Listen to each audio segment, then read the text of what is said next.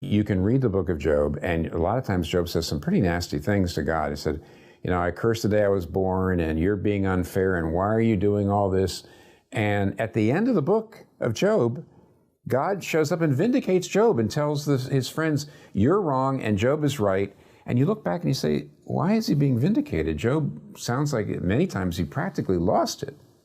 And he doesn't always sound all that, kind and loving and respectful to God. Job isn't just talking to the air, he's praying. He's talking to God. He's complaining about God, but he's talking to God about it. He's questioning God, but he's talking to God about it. And that's actually how you ought to handle your suffering, everybody.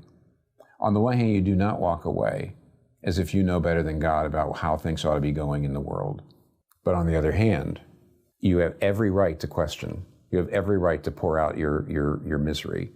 You don't sit there and say, I don't want to complain because I just want to trust God. I'm sure he's working all things together. No, the book of Job promises and shows that God understands how we talk when we're desperate. That's why he shows up at the very end and says, I'm vindicating my servant Job. Because even though he expressed his grief, he stayed with God, and he did it to God. And that's what you do. Don't walk away from God, but at the same time, don't try to hide your feelings or deny your feelings. Cry.